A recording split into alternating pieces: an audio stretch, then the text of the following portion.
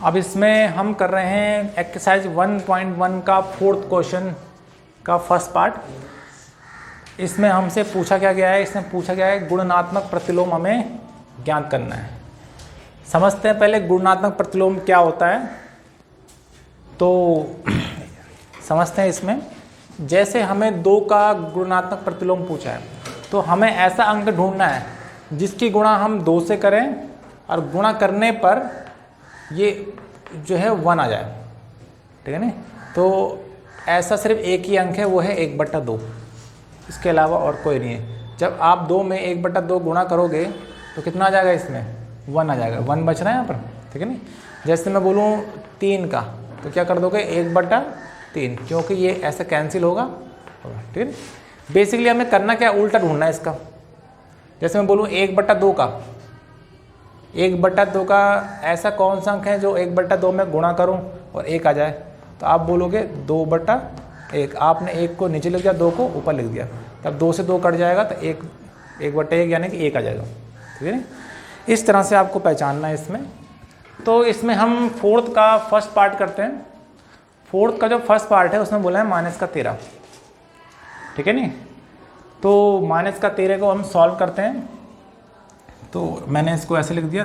अब आपको ये बताना है कि ऐसा कौन सा अंक है जो इसमें -13 का मतलब इसमें मल्टीप्लाई करें और 1 आए। अब ये ध्यान रखें कि प्लस का बनाना चाहिए, का गुणनात्मक प्रतिलोम, गुणनात्मक प्रतिलोम, ठीक है ना, वो हो जाएगा 1/13, पर वो भी हमें लेना पड़ेगा माइनस में, ठीक है ना।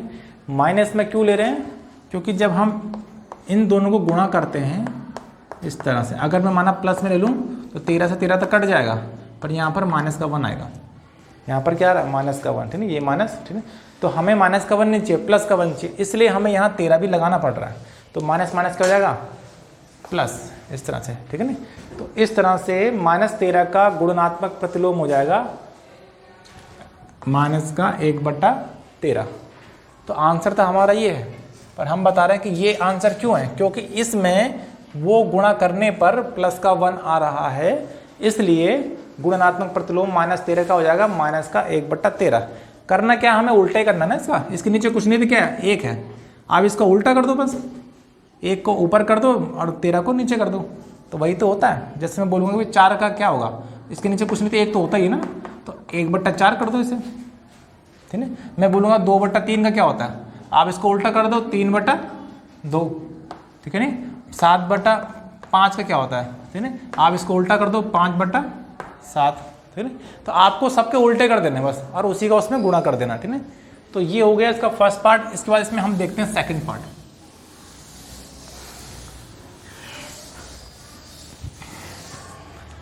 सेकंड पार्ट इसमें है -13/19। सेकंड पार्ट है इसमें -13/19। अब इसका हमें गुणनात्मक प्रतिलोम बताना है, तो -13/19 का गुणनात्मक प्रतिलोम,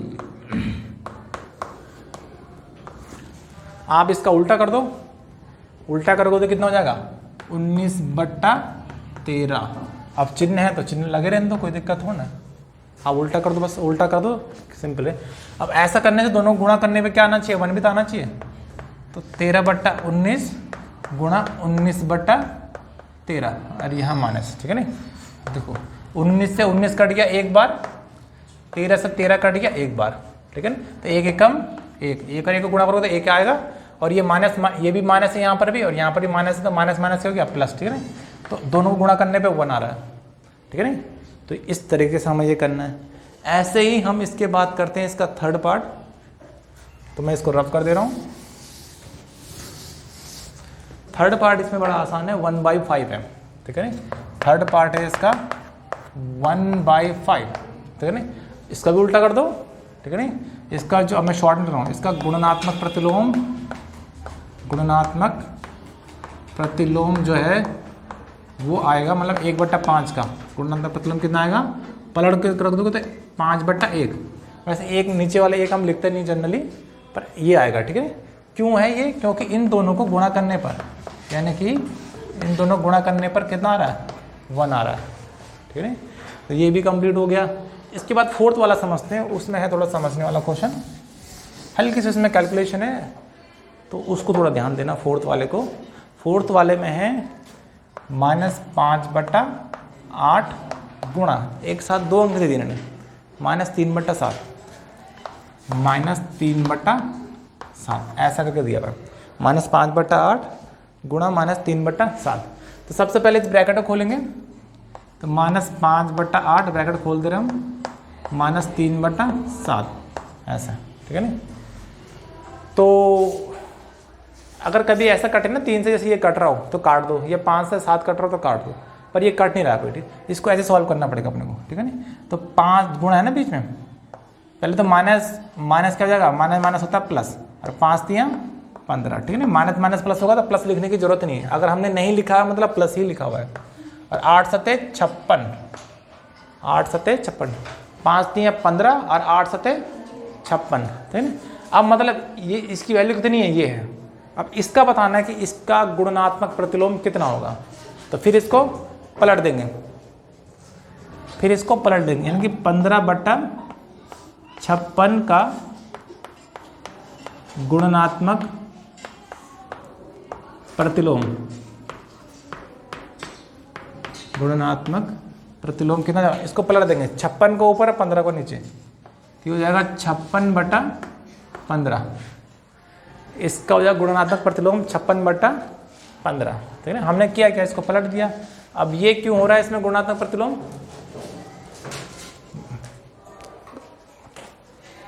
इसका गुणनात्मक प्रतिलोम कितना हो जाएगा, 56/15।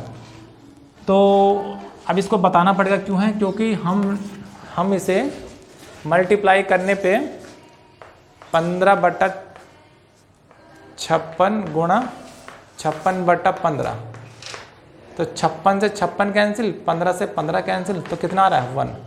क्योंकि 1 आ रहा है इसलिए इसका क्या है, ये गुणनात्मक प्रतिलोम।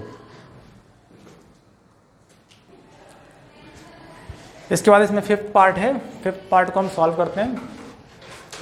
तो इससे पहले इसको सॉल्व कर लेते हैं, उसके बाद देखते हैं, ठीक है ना। पहले माइनस क्या हो जाएगा, अच्छा गुणा है ना इसका, है ना, मतलब ये ऐसे -1 × -2/5 ऐसा ब्रैकेट खोल दिया मैंने। तो माइनस तो प्लस हो जाएगा, तो प्लस लिखते नहीं है, तो 1 दूना 2 हो जाएगा, 2/5 माइनस हो गया प्लस। अब आपको 2/5 का गुणनात्मक प्रतिलोम बताना है, ठीक है ना। तो 2/5 का गुणनात्मक प्रतिलोम कितना हो जाएगा, 5/2 पलट देंगे इसका, ठीक है ना। अब ऐसा क्यों कर रहे हैं, क्योंकि जब इस 2/5 में जब हम मल्टीप्लाई कर रहे हैं 5/2 का, तो 5 से 5 काट रहा है, 2 से 2 काट रहा है, एक बार ये भी एक बार, तो गुणा करके कितना आएगा 1। ऐसे से भी देख लेते हैं, -1 का देखना है आपको, तो -1 का देखो, इसके नीचे कुछ नहीं तो 1 ही तो है, 1 के नीचे क्या होता है, 1 ही तो होता है, ठीक है ना। अब इसका उल्टा क्या कर दोगे हम, ठीक है ना। तो -1 का गुणनात्मक प्रतिलोम -1 ही होगा, ठीक है नी। -1 का कितना होगा, नीचे वाले 1 को लिखते नहीं ना, इसके नीचे 1 है ना, पलटो के तब भी कितना आएगा, माइनस का 1 आएगा, ठीक है। अब मतलब इन दोनों गुणा करने पे क्या रहेगा, 1 आ रहा होगा, ठीक है, यानी कि -1 गुणा -1 पर क्या होता है, +1, ठीक है ना। इसलिए -1 का गुणनात्मक प्रतिलोम कितना होता है, -1 ही होता है, ठीक है, ठीक है ना। इस तरह से ये सारे पार्ट इसमें कंप्लीट हो गया। इसी के साथ आपका 4th क्वेश्चन भी इसमें कंप्लीट हो गया। 5th क्वेश्चन हम नेक्स्ट लेक्चर में कराएंगे, तो फिलहाल इसे नोट कर लीजिए आप।